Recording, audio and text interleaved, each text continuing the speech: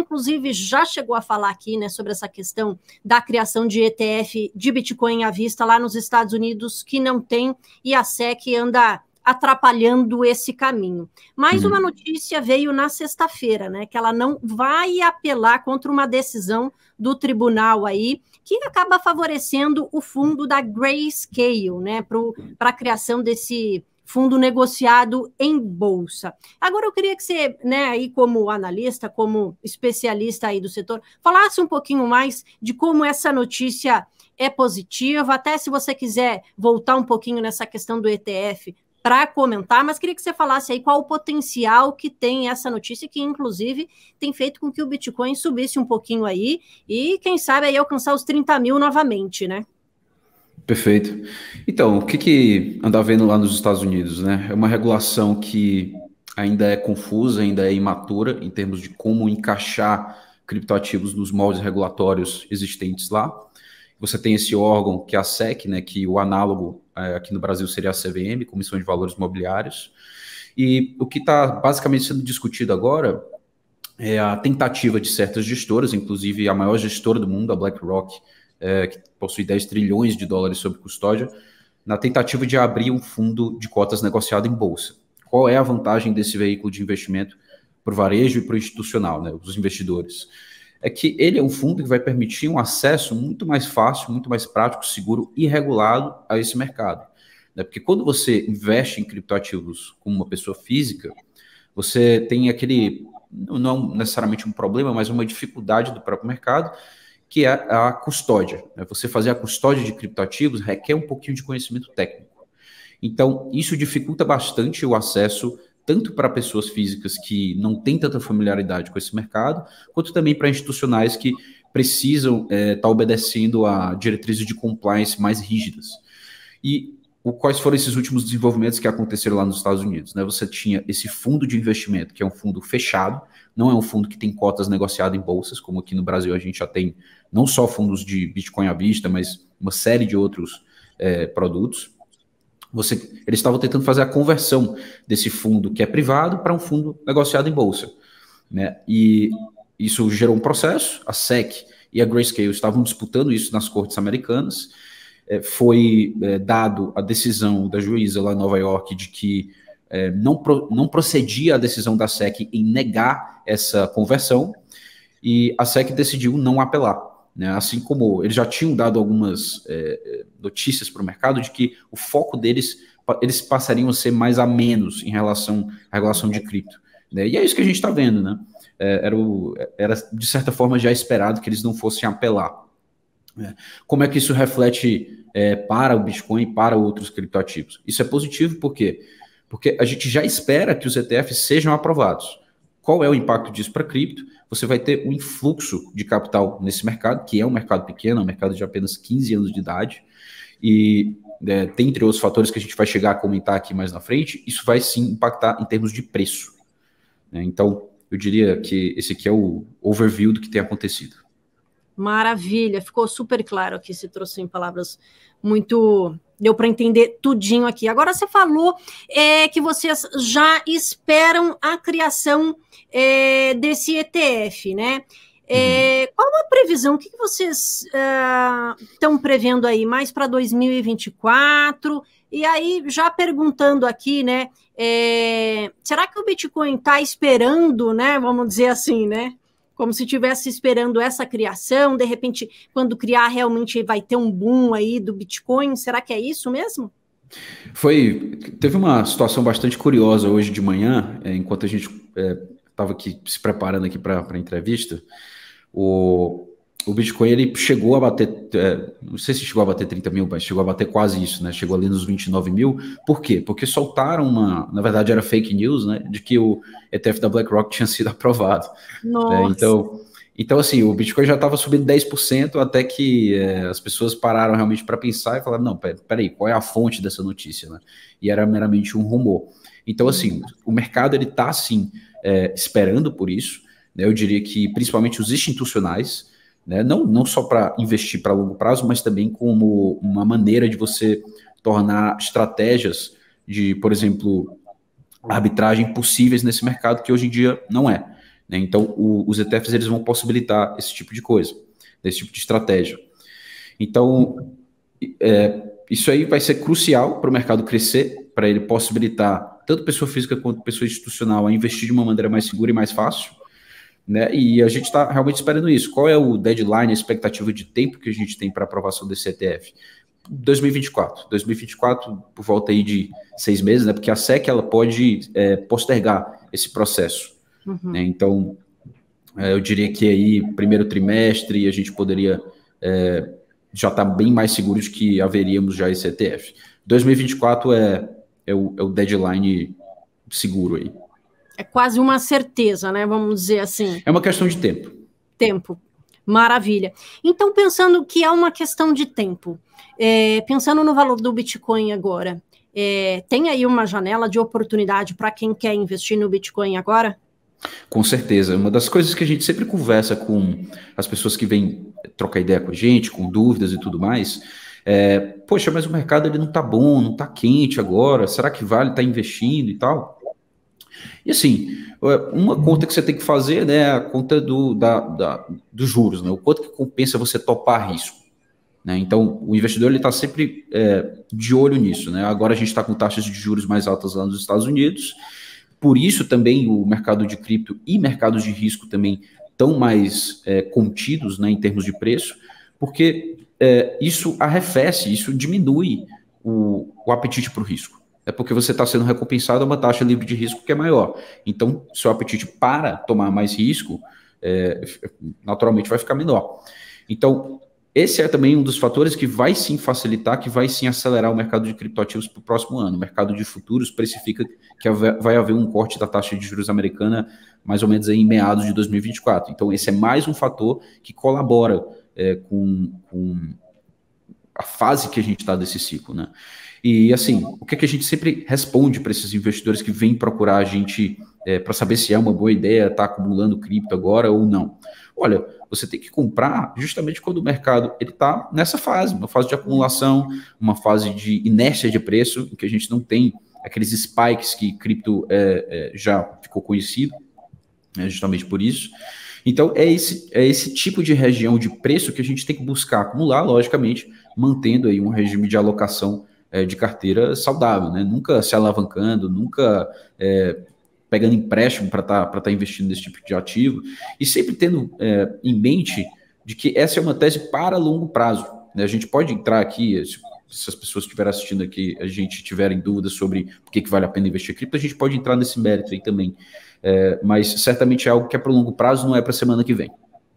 Tá, joia. Então a gente tem, na verdade, aí pro, né, médio prazo, aí um pouquinho mais para 2024, 2 gatilhos muito importantes, que é a criação do ETF e aí a taxa de juros também, que acaba também puxando um pouco mais aí de risco para o mercado como um todo, né? E Com aí, certeza. gostaria até, o Wesley perguntou aqui, ETF ou a criptomoeda em si? Eis a questão. Eu acho que o pessoal tem muita dúvida quanto a isso também, né? O que seria melhor para o investidor, o ETF ou a criptomoeda? O que você tem para falar para o Wesley aqui, Walter? É uma ótima pergunta, Wesley. É uma questão pessoal, né? Falando aqui da pessoa física. Por quê? Porque quando você investe em criptoativos, se você vai fazer sua custódia própria, qual é a tese de criptoativos? Né? Que você tem um meio de transacionar e de investir que é completamente desintermediado. O que quer dizer isso? Quer dizer que ninguém, absolutamente ninguém, o Banco Central, qualquer outra autoridade, não pode congelar os seus fundos, não tem controle sobre os seus fundos. Você tem, né? Então aqui é uma brincadeira que até a gente faz, né? O efeito Peter Parker. Quanto mais poder você tem, mais responsabilidades você tem também, né? Então, se você tem a posse do seu dinheiro de fato, né, você está ali resguardado numa carteira digital e uma tecnologia que funciona, que é a tecnologia de blockchain, tecnologia de criptografia, você tem que estar um pouquinho ciente do que essas coisas significam e de como você tem que se portar e as ações que você tem que tomar para resguardar aquele ativo seu, né? Porque vai acumular ao longo do tempo, uma parte do seu dinheiro vai estar ali e você tem que tomar cuidado daquilo. Dito isso, né, isso envolve um certo know-how, uma certa conhecimento técnico. Nem todo mundo quer isso. Às vezes as pessoas só querem praticidade. Elas só querem se expor a esse ativo de uma forma que é prática, regulada, tranquila. e que vai facilitar, aliás, declaração de imposto, né? Essa é uma das questões também que as pessoas se incomodam um pouco. Como é que eu declaro criptoativos? Como é que eu baixo aqui o balanço da minha carteira digital, das movimentações que eu fiz? Então, tudo isso é uma complicação a mais que nem todo mundo deseja. Então, eu diria que para a pessoa que está começando, para a pessoa que não quer dificuldade, fundos de investimento como ETF são a coisa mais tranquila de você ter, né? Você perde um pouco da flexibilidade, porque esses ETFs eles geralmente não têm acessos a ativos menores, que talvez tenham aí uma assimetria maior, uma possibilidade de retornos maiores, mas nem todo mundo quer isso, né? Só o fato de você investir em Bitcoin e Ethereum tá ótimo, porque é um mercado muito novo, e só o fato de você investir nessas moedas vai te possibilitar galgar aí um retorno muito bom, especialmente se você estiver focado a longo prazo. Então, eu diria que é por aí. Se você está a fim de praticidade, vá para fundos. Se você está a fim de conhecer mais a tecnologia e também de realmente viver o ethos cripto, que é você ter um meio de transação, uma reserva de valor, no caso do Bitcoin, que é descentralizada e desintermediada, aí você vai aprender um pouquinho e vai fazer a custódia própria. Bom, tem oportunidade para todo mundo, né? Quem um pouquinho mais, bem democrático, é bem democrático. Verdade. E aí, já que você falou aí, né, na verdade, de outras criptomoedas, queria te perguntar, você já falou aqui que realmente tem uma janela boa aí para Bitcoin, e aí queria te perguntar aqui outras criptomoedas que podem, né, se dar bem nesse cenário aí de criação, né, de ETF para o ano que vem, de repente buscar aí essa... você falou que outro gatilho importante é a própria queda da taxa de juros lá nos Estados Unidos. Quais outras, ou outra, né, que você julga aí importante para o investidor ficar de olho e, de repente, investir aí? Perfeito. Antes de falar de outras criptomoedas, eu queria falar aqui para o investidor, para ser bem transparente, a fase do ciclo agora é muito mais propícia para você investir em Bitcoin. Apesar de ser o maior ativo do mercado, como o mercado ele está avesso ao risco, devido a essas condições de taxa de juros e meio que uma apatia do mercado ao mercado de cripto, e você nota isso pelos níveis de volatilidade, que eles estão muito mais a menos do que é comum, a fase agora é para você acumular Bitcoin e quando a gente tiver um apetite maior para o risco, você fazer uma rotação desses ativos para ativos menores, né? Porque aí você vai ter justamente esse movimento de mercado pró-apetite, né? Pró-apetite ao risco. Então, quem é que vai se beneficiar de todo esse negócio aí de ETFs, primeiramente? É o Bitcoin, porque as compras que vão ser feitas para esse ETF, o ETF vai estar comprando Bitcoin, né? Outra coisa, a gente já comentou da taxa de juros, beleza? Mas tem um outro fator que seria aí talvez o que vai culminar em um próximo bull market, que é algo inerente ao Bitcoin, que é o halving, né? Para quem não sabe como é que o Bitcoin funciona, mais uma vez, né, ele não é como se fosse um Pix, que a transação ela passa pelo sistema bancário brasileiro, né, que é um sistema centralizado, que está todo baseado no Banco Central aqui do Brasil. O Bitcoin é uma rede de nós, é uma rede de computadores, e dentro dessa rede você tem agentes que eles legitimizam transações, pondo elas no que a gente chama de blocos, né, por isso blockchain.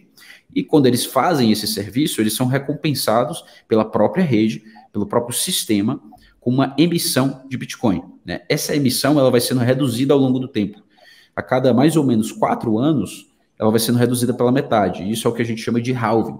Então aqui, Paulo, a gente tem vamos fazer uma equação aqui, né? Tudo em economia volta sempre no mesmo conceito, oferta e demanda. Quanto mais você procura de algo que tem menos, maior o preço, né? Mais você vai topar pagar por aquilo. Então, vamos aqui recapitular tudo que a gente falou. Você vai ter um veículo que vai possibilitar as pessoas investirem mais, ETFs, no maior mercado de capitais do mundo, certo? Estados Unidos. Então aí você vai ter um aumento da demanda, né? Uma demanda que já está represada há algum tempo porque não tem acesso a esse tipo de investimento, não tem a possibilidade disso. 2, você tem o corte de juros, que vai facilitar, né? Não facilitar, mas vai estimular o investidor a tomar risco. E criptoativos é o nicho de mercado com maior assimetria de mercado, né? Devido ao tamanho, devido à facilidade de você investir, devido à idade do próprio mercado. E 2, você tem o choque de oferta, né? Você vai estar diminuindo a emissão de Bitcoin. Então, tudo isso aí combina em 2 coisas, né? Um aumento de demanda e uma diminuição de oferta. O que significa? O preço vai subir. Então, é uma boa hora para acumular por simples lógica, né? Não tem aqui é que eu digo, ciência dos astros, né? É uma simples conta, uma equação. Por isso que vale a pena. E agora a gente falando já de outros ativos, né? Porque ao mesmo tempo que o mercado ele não está muito avesso ao risco, existem certas narrativas dentro do mercado de criptoativos que têm ganhado bastante força, justamente por estarem criando realmente valor real. Como assim? É uma narrativa, por exemplo, de RWA, né? Real World Assets. Então, é a capacidade de certos protocolos de cripto que estão incorporando ativos do mundo real, como, por exemplo, imóveis, e estão tornando possível a tokenização desses ativos. Então, existem certos protocolos que têm ganhado bastante performance, mais do que o Bitcoin até, nessa fase que é difícil para o mercado, né? Uma fase que é de aversão ao risco, que tem se dado muito bem e que tendem a continuar se dando bem conforme o apetite por risco vai baixando. Porque, por exemplo, grandes instituições estão de olho nesses protocolos, porque é uma nova maneira de você financiar, por exemplo, imóveis. Né? Você tem certas empresas que querem iniciar projetos de imóveis e aí querem tokenizar, e esse tipo de protocolo cria uma nova vazão para esse tipo de investimento.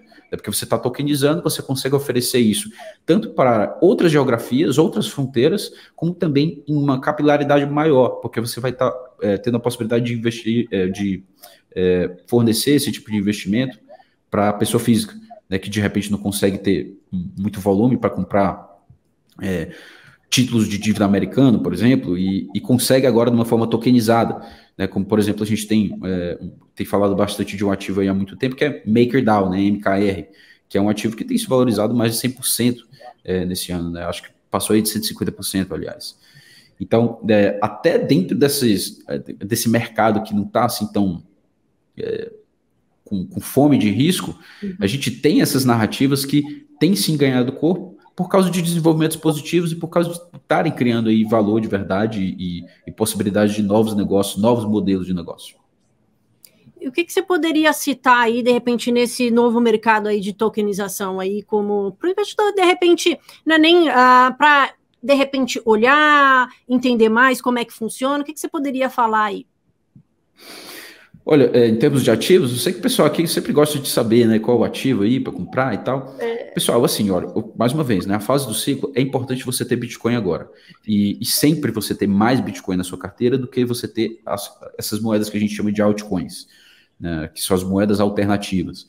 Dentro dessa narrativa de RWA que eu estava citando aqui, que é uma narrativa bastante forte, tem dois tokens assim, que a gente gosta bastante e que são tokens tradicionais já do mercado, são bastante consolidados, mas são altcoins, né? São ativos menores.